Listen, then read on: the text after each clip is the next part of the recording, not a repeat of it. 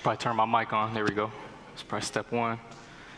I'm looking at the clock, but I don't think I'm cutting anything out.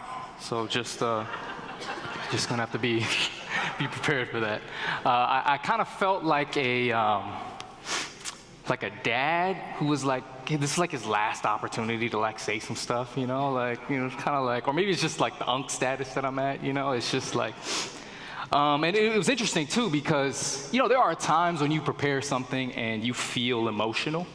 And mind you, like there's a couple things in here that, made me a little emotional. But I also, for the record, was a little emotional, like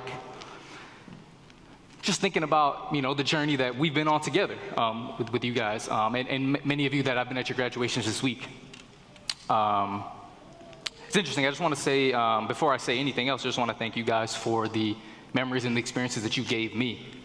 To be able to journey with you guys, to see you guys in action, to see you guys grow. I was looking at photos the other day. And all the varying things that we won't. I was listening out some of the experiences. I got the unique chance to coach both the guys and the girls of this class in basketball. I made the switch, after their sophomore year to coach the girls, but I was there with the guys through some lean years, man. I'm not gonna lie, through some lean years. But it was nice to see that they got better after I left. And so, and then on the girls' side, at least I hope I helped some, to some degree there with the award-winning coaching of Coach Rick. And be able to see you guys at Bible camp was fun. Be able to pop up at chapels, at Vespers, at youth events. And then trips, like I feel like we took a handful of trips together with most of you guys. I was looking at photos and I was like, man, we were out there wilding. Mika was one of the OGs. We went to LA together way back. If you know, you know. And then of course La Vida. We went twice. Yeah, Bob. Yeah, we met Bob and or the notorious B.O.B. as they call him, And we went twice, once during spring break, once during the summer. And we went to Blythe.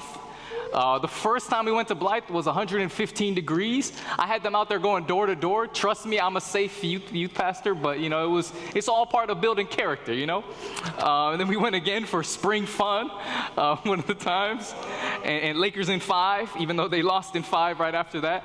And then some of you went with me to Hawaii last summer. Some of you, I'll get the chance to go with some of you again for one more time together. I guess a last hurrah to some degree. But I feel like I have grown up with you guys, and I'm grateful for those experiences. I'm just thankful for each moment, and you probably won't see me shed a tear like in front of you, because I'm a gangster like that, but I'm just kidding. It doesn't even sound right coming out of my mouth.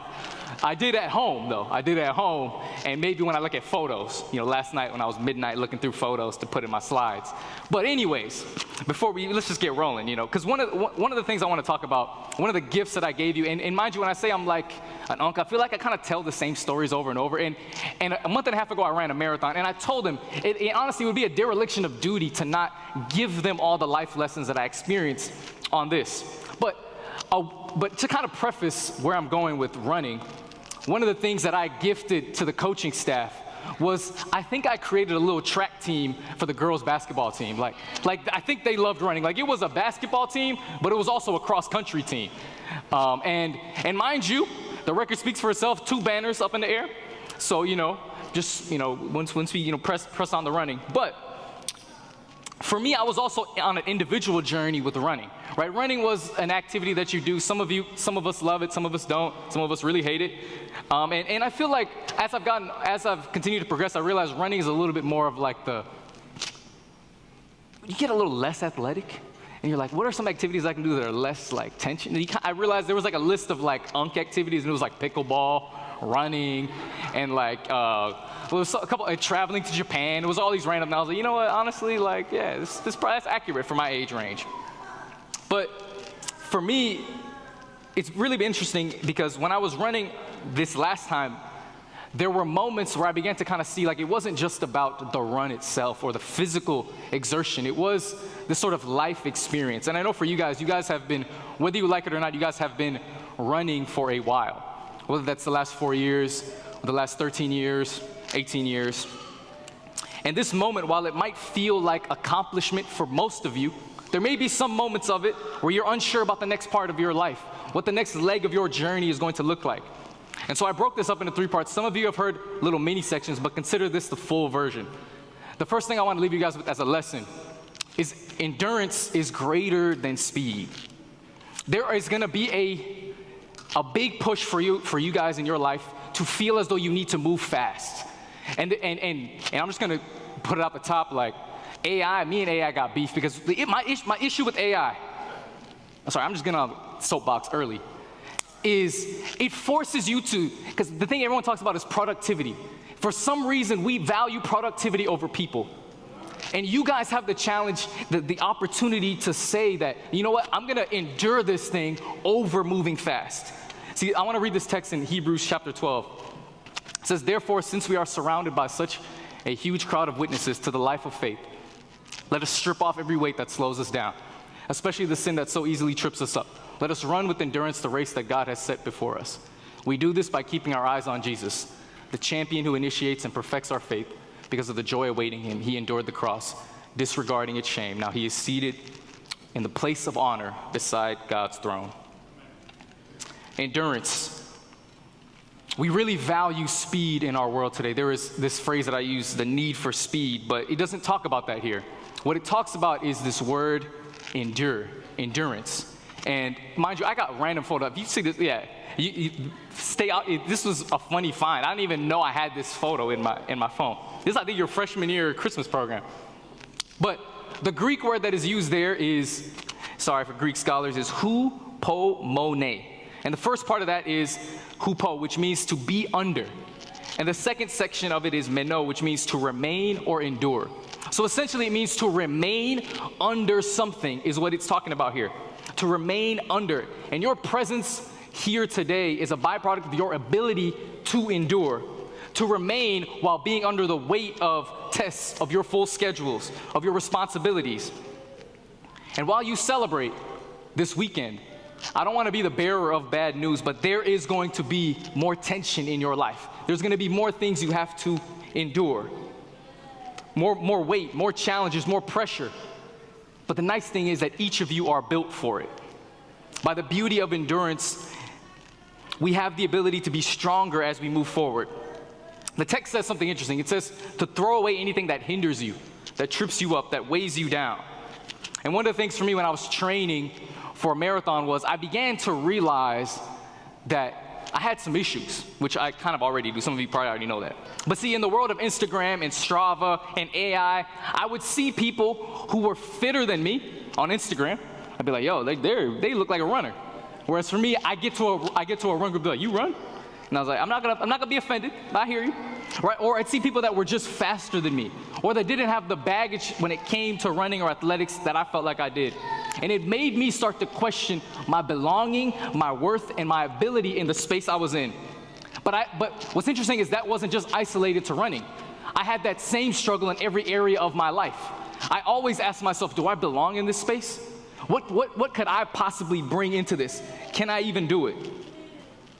And oftentimes when we doubt ourselves, if we let that fester for too long, it causes us to look down on ourselves, to speak down on ourselves, to even become ashamed because we're not what the world thinks that we should be. See, we live in a world where we have over-normalized greatness and success. Like, we don't actually celebrate it enough, right? When you graduate and everyone's gonna ask you what comes next. What is the next thing that comes after this, right? We don't celebrate it enough. When somebody accomplishes something great, we don't celebrate it enough. We just kind of see it just shows up on our feed, and we just kind of scroll past to the next one. There was a runner, Sebastian Saw. He just ran the London Marathon in 1 hour and 59 minutes, 4 minutes and 33 seconds per mile. My time is like double that plus a little bit. So I won't be in Boston anytime soon. But what's crazy about it is we read this and everyone said world record shattered, all this stuff. And then in a day, no one really talked about it again. Because we are so desensitized to when people accomplish great things. Because see, all we see is a photo. And we are so not, we don't see the fact that he was getting his blood work done every week to make sure his body was responding well. He was waking up at 4 a.m. to go running. He ran thousands of miles in the heat, in the rain, in sickness, and it was years of failure before he had that one day of success. That photo that we celebrate, that photo that we post. See, oftentimes in our culture, we see the result and not the person behind it. We see the speed and not the endurance of the journey. Sebastian Shaw said, I hope my achievement shows young people that nothing is impossible. Everything is impossible if you have the spirit to keep going. See, when we overvalue speed, we lose respect for work. We lose respect for what it takes, for that struggle, for that creative process, for those nights when you're like, man, what does this actually mean? What is this giving me? See, people won't always see the work. See, for me, I told you guys, I didn't post every time I ran, right? Strava's like crazy. It's worse than Instagram, worse than Twitter, right? And Pastor Beltran knows, right? It's terrible, right? Because you'll get out there, and I didn't want to post on Instagram when I ran on the days that I felt like, oh man, like my hamstring kind of hurts.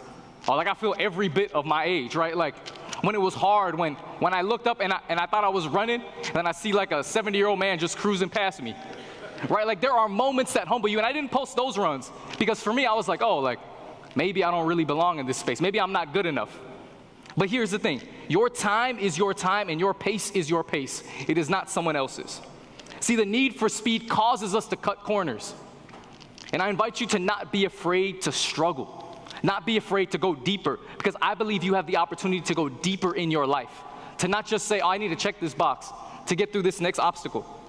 Don't let anything or anyone rob you of your creativity, that rustling, that struggle, because the world will push you to go faster. But I want to invite you to go deeper. I believe the writer in Hebrews wants us to see that endurance is about our ability to remain under the pressure, whether someone sees it or not. Whether they see your grind or not. See, while Jesus was on this earth, I believe he set the pace for us.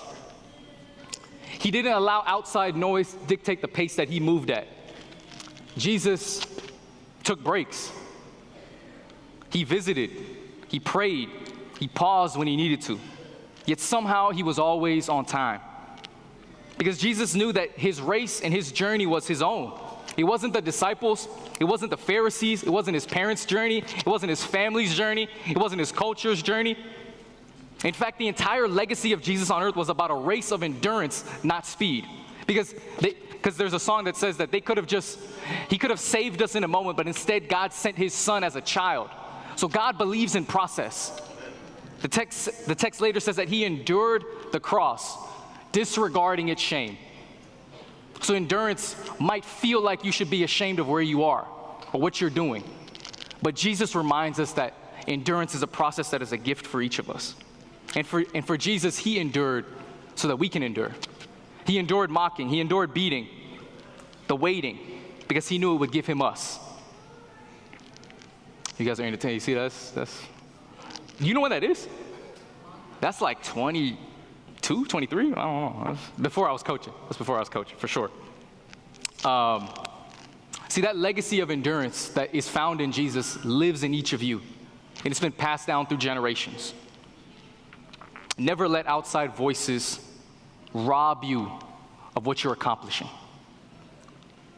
Because so often for us, we might have a weird relationship with celebrating things. But that voice is not the voice of God. A couple of practical tips for endurance. Oh yeah, actually this is a good one right here. That was like, we had like won our first game in forever, bro. Like I don't think we knew how to act after we won that game. That was at Horizon Prep. A couple things for you guys to think about. How do you build endurance after high school based on running? First one is be comfortable being uncomfortable. I contribute this to like a long run, right? These are the moments and the experiences that teach you the beauty of discomfort. They're slow. They hurt. They take forever. You keep checking your watch and be like, man, what is this? When am I gonna hit this mile? They teach you that just because you are uncomfortable doesn't mean that you're in danger. Rather, it builds the basis of your character and your dreams. The next one is to test your limits. Consider it a fast run, a speed run. Those are the miles that test you. The ones where your lungs burn, your heart rate rises. These are the challenges in your life that push you harder than you thought you could go. They don't just build muscle, they build your confidence. They remind you that you can be fast if you need to, but your identity isn't found in it. The next one is do what you love, the easy runs. This is stuff you do just for the love of the game. That's the stuff you do just because you enjoy doing it. These are the moments and experiences and the hobbies that you do just because you love it, you enjoy it. They remind you of why you do what you do. They're the moments of grace and joy that keep your spirit fresh. Next thing I want to mention, actually that's a great photo. I'm going to snow, we hit the snow in La Vida. So endurance doesn't mean that we aren't fast. It means that we refuse to let our identity be built on being fast. We're people that endure. We go through experiences and we allow it to build us and grow us. The second thing is we don't run alone. I just spoke a lot about the individual journey that we're on. We're all running our own race at our own pace. But the text begins to say things like, we are surrounded. Let us take off every weight. Let us run with endurance. And we do this. See, throughout this section, it actually includes the language of us being a community. See, when I was beginning to become a runner, like I used to run, but when I became a runner, it was on a day when I was in downtown. My wife was in law school, and I would just kind of like hang out in downtown because I was like, I don't really got nothing else to do. I'm waiting for her to finish. So I was sitting outside, doing some work in the grass area. I think she was studying. And then I started seeing these people show up to this, I think it was right in front of the city building, admin building in downtown. And they all started coming there. They were all in athletic wear, and they were all just kind of hanging around, look happy. And it was like 6 p.m. And I started to notice that their t-shirts said Run Club. And they were just gathered to run, and then they just all run. And then I was there when they came back, and they all were kind of coming back at different times. And I was like, I guess that's cool. Like, I never really lived in a city that does that. So I was like, I'm going to come back next week, give it a shot. I came back the week after, and I didn't really know anybody. I didn't really know. I was like, hi, I'm Steven. And small talk is hard when you're like, hi, I'm Steven. I'm a pastor. Yeah, cool. Like, small talk is hard. Let's be honest. Like, small talk is really, like, and you're like, yeah, I love running. I live in really exciting places like Alabama and South Carolina and Florida. But anyways, and I was really nervous that day. And I remember they mentioned there was a 3-mile route and a 5-mile route. But in my anxiety, I zoned out on what the routes were, where the cutoff points were. So I was 25 minutes in, and I was like, this feels a little long. And I realized I was on the 5-mile route, and it was like 95 degrees. Mind you, that was like one of the crazy days in San Diego. It was like 95 degrees. And all of a sudden, I started seeing some people with the little blue T-shirts from the run group. And they started running with me. They're like, hey, we got you, man. You're the new guy, right? And I was like, yeah, new guy.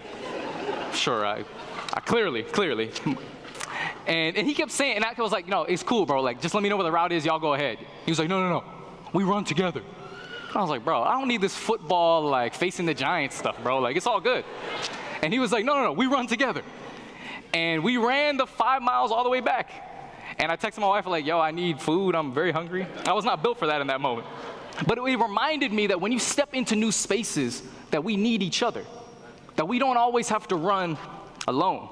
Galatians 6 verse 2 and 3 says, bear/share each other's burdens, and in this obey the law of Christ. Or if you think you are too important to help someone, you're only fooling yourself. You are not that important. Crazy translation, NLT. See, this version hit me. See that while it is an individual journey, we are gifted by the fact that we have each other on life's journey. That we get the chance to do this stuff together. You guys got to journey through so many experiences together as a class. And I believe that journey can still continue in the spaces that you enter into. See, many times in my life, I believe that everyone out there was my competition. But the beauty of this is that we don't have to be rivals. We can look out for each other while still running our own race. We can still check in on each other. We can still look at people as our friends, people journeying with us, not our competition, not our rivals. See, for someone like me who always felt like I was journeying through life on my own, my sob story, like, oh, no one understands me, no one just, like, I get that way sometimes. And the reality is oftentimes I begin to think I'm on my own, that I'm just a lone ranger fighting through life. But sometimes God has gifted me people that when I feel like I'm in that space, they step in and make a difference in my life. And it reminds me that I need to do the same thing for other people, to make space for them. Because when I feel weak, someone else is there to carry me. And that's why Jesus says in 2 Corinthians 12, verse 9, my grace is sufficient for you, for my power is made perfect in weakness. I will never fail you nor abandon you. See, God says these promises over us. And even in Matthew 28, verse 19 to 20, he wraps up this section where he's giving people the call before they go out to this earth to baptize people. We always say that section. But at the end of it, he says, be sure of this. I am with you always, even to the end of the age. That every experience you go through, I am right there alongside of you. And I will be there, but I will also send people to be a part of your journey. God walks with you, runs with you, celebrates with you. As I wrap up this section, I want to come back to my marathon for a moment. Everything was good, man. Honestly, I was cooking. Like, I was balling, man. Like, everyone was following me. I was getting text messages. Everybody was encouraging me. And I was feeling good. It was like, there's a video of me at mile 17. I'm running. I'm, like, making friends, like, talking to some guy, just having fun. Mile 21, I stopped to grab some water. And my legs got left at the water station because I could not find them. And all of a sudden, I was running, barely, and I wasn't getting any text messages that were like, hey, the little voice messages, the little encouraging voice messages. All of a sudden, there weren't as many people around me. The 70-year-old guy passed me earlier. And I was just like, and it was getting hotter. Like, when I started, it was like 6 a.m. It was super nice, 6, 7, 8. It was really nice. 9, 10 a.m. Sorry, that was not a 6 a.m. Oh, my gosh. I can't believe I just did that from the pulpit, but I apologize. There was a moment where I'm up there, and Val, my wife, even met me at a couple points on the run. And there's a moment that's called the wall. I've heard Pastor Beltran mention this as well before. The wall is a physiological phenomenon where a runner's body entirely depletes itself of glycogen or carbohydrates.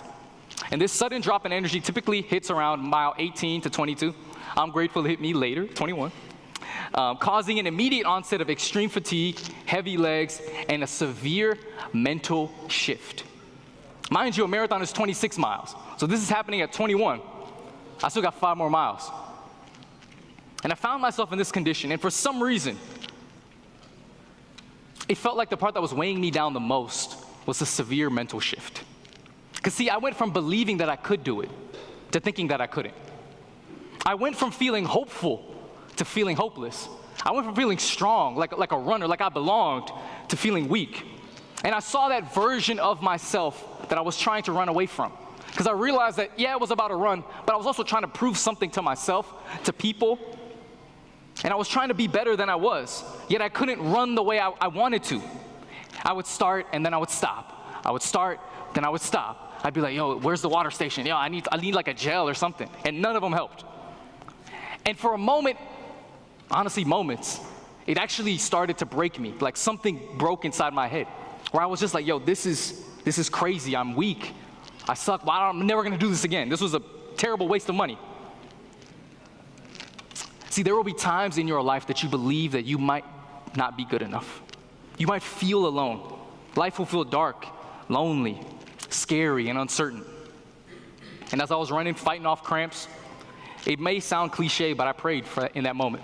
I said, God, I paid for this race, and you got to get me through the race, it was not, I was like, but I feel weak. I feel like I can't do this. And I know that that's a byproduct of what I think about myself sometimes. And then I texted my wife and my sister and said, I'm struggling. I'm gonna need y'all to look out for me. I'm gonna need y'all to, send me something. Send me a voice message. My sister was sending me songs. And I was like, where are the songs at? But I knew in that moment that when I was in that dark place that I needed to reach out for support. And seniors and all those in this space, never be afraid to reach out. Never be afraid to ask someone to run with you, to share a burden with you, or just to speak life into you. And if you ever need that, pick up the phone, call me, text me. Or reach out to a mentor, a friend, a pastor, a therapist, your parents. Because the world looks different when you know that you have people that run with you. When I was rounding the lap for mile 26, I was like defeated. And my wife was there to meet me. And Most of you may not know this, but my wife and I,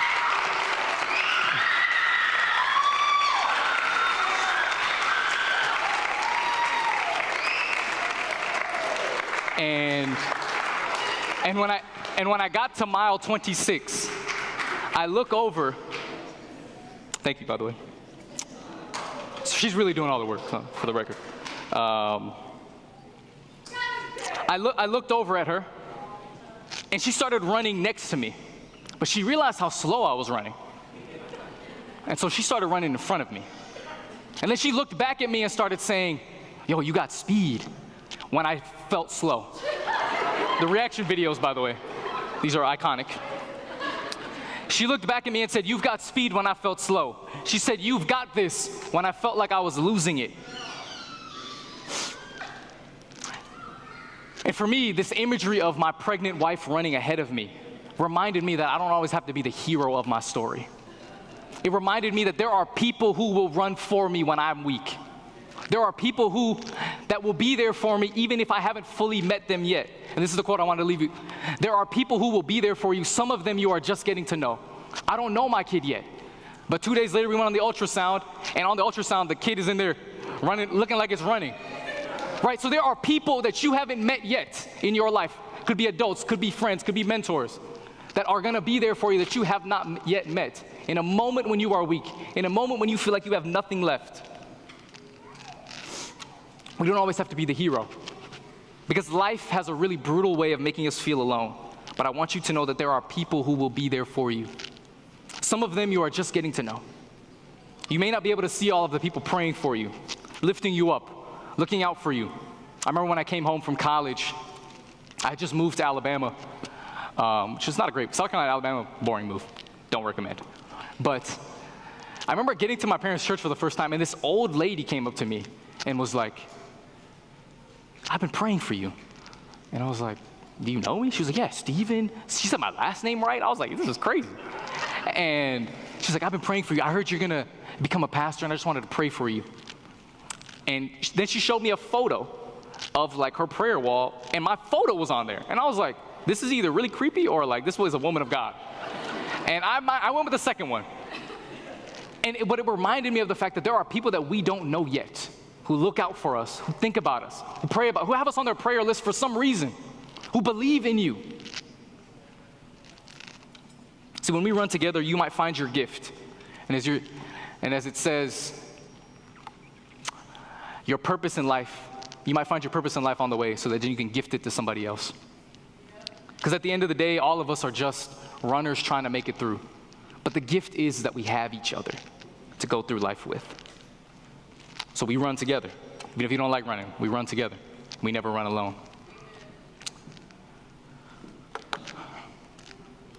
The last thing I want to end with is this. Growth is often disguised as failure. When I found my wife at mile 26, before she started running, making me look bad. When I encountered my wife, I looked her in the face with tears in my eyes, and I said to her, "I failed." And I thought, and the thing that made me think that too is, before I ran the race, I thought about how I wanted to tell my kids someday I ran a marathon.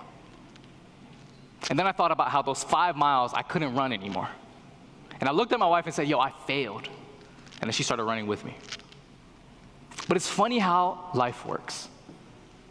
Because we think we're failing when we're on the brink of doing something we've never accomplished. And for me, I had never ran that far in my life, and that's probably why I did, lose my legs. In that moment, it felt so real because I didn't reach my goals in the time I wanted to. I didn't feel like I beat that version of me that I was trying to conquer and take out. And I couldn't see the big picture, but I didn't realize that that's what growth feels like sometimes. That failure sometimes can be disguised as growth. See, you're not failing, you're evolving. And oftentimes the voice in us, in our head, that we think is the loudest voice is really not the voice of God. Because Jesus says in John chapter 10, verse 10, "The thief comes to steal, kill, and destroy. But I have come that they may have life and have it to the full." So that voice that tells you that you're not good enough, that voice that tells you you failed, that's not the voice of God. It's the voice of the enemy. And for so many of us, that voice feels so real. It's built into our culture for some of us. For some of us, it might be built into the way we think about religion. It's built into our minds, to our bodies, and our souls, and it robs us of life. It robs us of joy and peace sometimes. But class of 26, I want to invite you to never let that voice win. Listen to the voice of God who speaks life over you. He says, I've come so you can have life and life abundantly. So class of 2026. Oh, shoot. Oh, yeah, my slides are all there. Love your life. Love your story, because you're already a testimony for so many. See, there may be walls in your life, and it might impact you physically, it might impact you mentally, socially, but your endurance, your community, and your faith is what allows you to keep running through walls. Your class verse says, trust in the Lord with all your heart, lean not on your own understanding, in all your ways submit to him, and he will make your paths straight.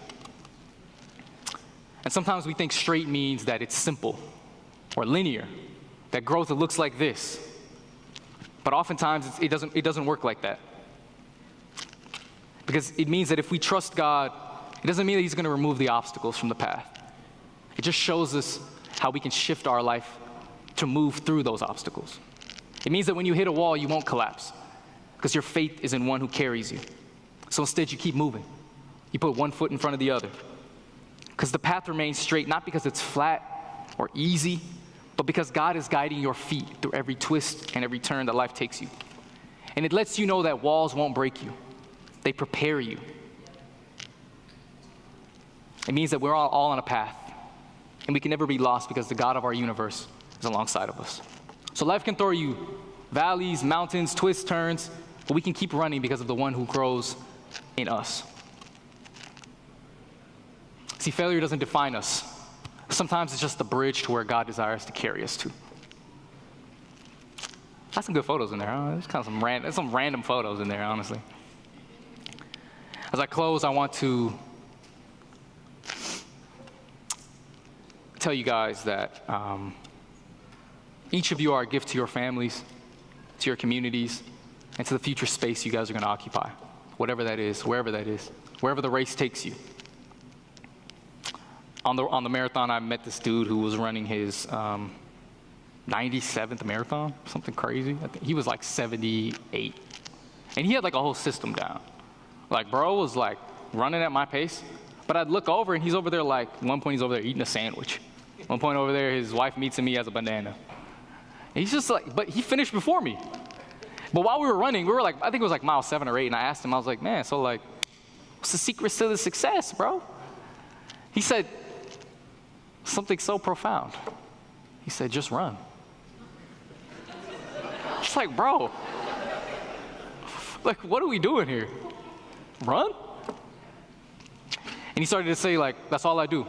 I just run, and I love it. I enjoy the journey. And like I told you guys in basketball, run, but have fun. So run your race. Run together, run with God, run to your dreams, and run through walls. And know that we'll be cheering you on each step of the way until we meet on that grand day and we run through the gates of heaven together. Let's pray. God, I'm just grateful for the opportunity that I've had to watch this class run, to watch them run through all their experiences, watch them run to scary things and still push forward. God, I know that your spirit that has been in them as they've ran will carry them into this next part of their journey, wherever life takes them. But God, I pray that as they continue to run, that they would know that you're with them, that you're alongside of the journey with them, that when no one else understands them, when no one else sees the work, when no one else sees the struggle, you do. And God, may they know that they don't run alone because they have you.